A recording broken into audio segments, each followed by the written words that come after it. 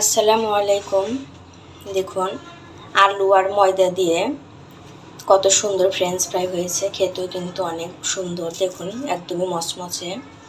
তো এইভাবে French fry বানিয়ে বাচ্চাদের দিলে কিন্তু বাচ্চারা অনেক খুশি হবে।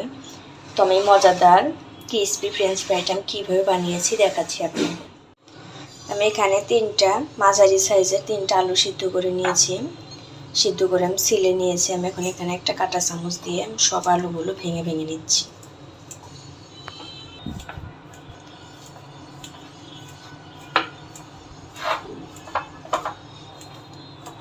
আমার সব আলুই ভেঙে নিয়েছি।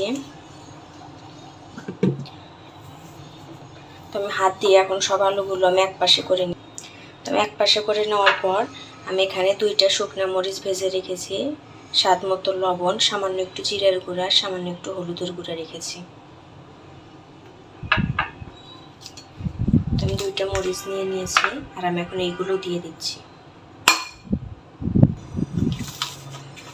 দিয়ে মরিচগুলো ভালোভাবে টলে নিচ্ছি।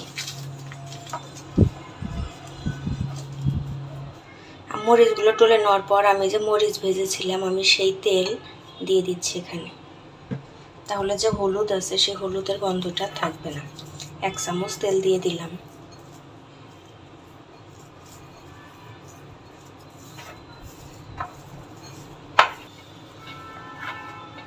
তো আমার ভালোভাবে মেখে নেওয়া হয়ে গেছে। এখন এই আলুটা একটু শক্ত করার জন্য আমি সামান্য একটু একটু করে ময়দা দিয়ে দিচ্ছি। এখানে আমি 1 কাপ ময়দা নিয়েছি, আমি অল্প অল্প করে দিয়ে দেব।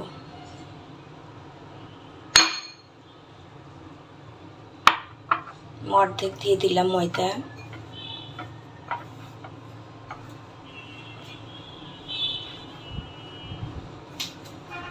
প্রথমে এইভাবে হালকা হালকা করে একটু মেখে নিচ্ছি। আমার আরও ময়দা লাগবে।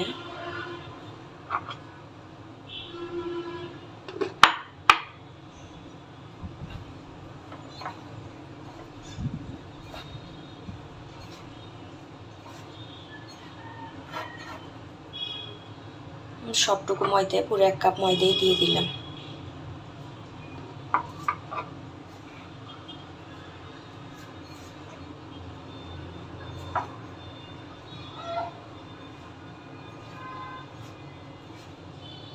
আমার আর ময়দা লাগবে না। দেখুন এরকম হয়েছে। আমি এখন ভালোভাবে মুথে নিচ্ছি।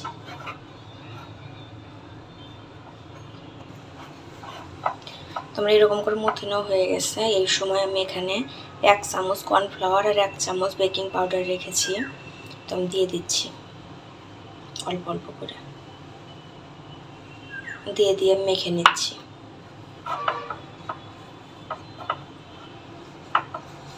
কর্নফ্লাওয়ার দেওয়ার কারণে মুচমুচে হবে আর বেকিং পাউডার দেওয়ার কারণে একটু একটু ফুলবে।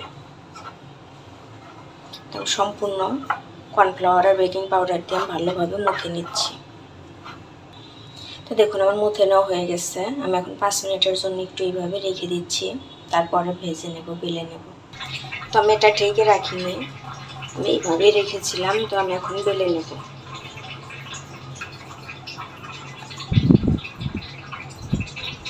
আমি এখান থেকে 3টা লেচি কেটে নিচ্ছি।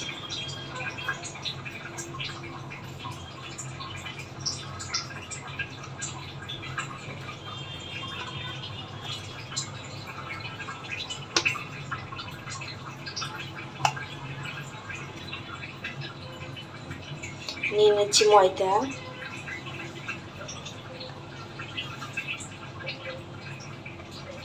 ময়দা নিয়ে আমি একটা মোটা করে একটা রুটি বেলে নিচ্ছি। ময়দা একটু বেশি করে নিয়ে নিচ্ছি।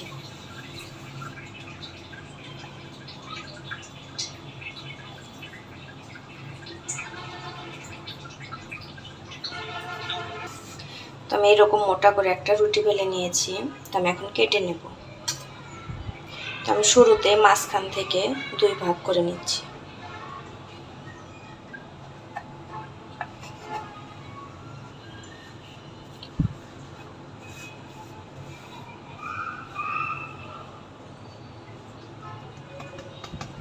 তো আমি এখন এই পাশ থেকে ছোট ছোট করে কেটে কেটে নেব।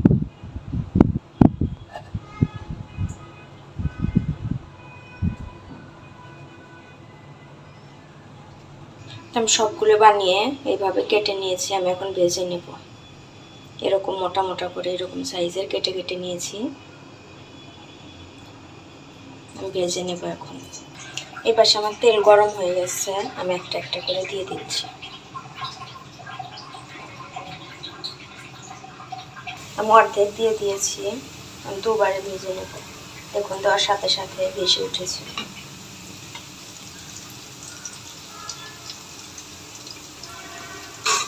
আমার তেল অনেক বেশি ছিল, তাই আমি একেবারেই দিয়ে দিয়েছি। দেখুন এখন অনেক তেল, আমার সবগুলো একেবারেই হয়ে যাবে, তাই আমি একেবারে দিয়ে দিয়েছি। আমি একেবারে ভেজে নেব। আমি একটু পর পর হালকা হালকাভাবে নেড়ে নেড়ে একটু করে উল্টিয়ে দিচ্ছি। চুলার আঁচটা মিডিয়ামের থেকে সামান্য একটু কমিয়ে রেখেছি যেন মুচমুচে হয়।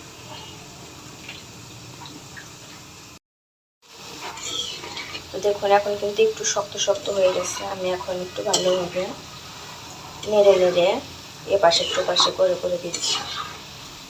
দেখুন সবগুলো কিন্তু সুন্দরভাবে ফুলে উঠেছে। হালকা হালকাভাবে নেড়ে দিচ্ছি, আর একটু শক্ত করব।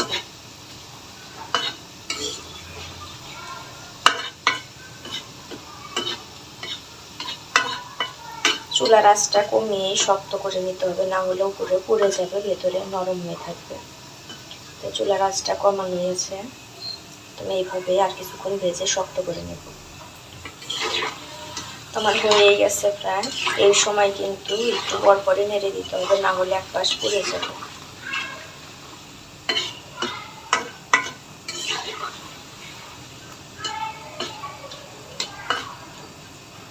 আমি এই সময় চুলা অফ করে দিয়েছি।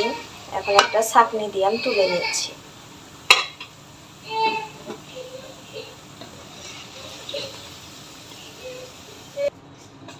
দেখুন পরিবেশন করে নিয়েছি। দেখুন কত সুন্দর হয়েছে ফ্রেঞ্চ ফ্রাইগুলো, একদমই কিন্তু শক্ত শক্ত হয়েছে। আলু দিয়ে নতুনভাবে কিন্তু এইভাবে ফ্রেঞ্চ ফ্রাই বানালেও অনেক মজা হয়, খেতে কিন্তু অনেক সুন্দর। তো আপনারা এইভাবে বানিয়ে খেয়ে দেখবেন, বাচ্চারা অনেক পছন্দ করবে। দেখুন কত সুন্দর শক্ত হয়েছে। তো আশা করছি আজকের ভিডিওটা সবার কাছে ভালো লেগেছে। তো আজকের ভিডিওটা আমি এখানেই শেষ করছি। আল্লাহ হাফেজ।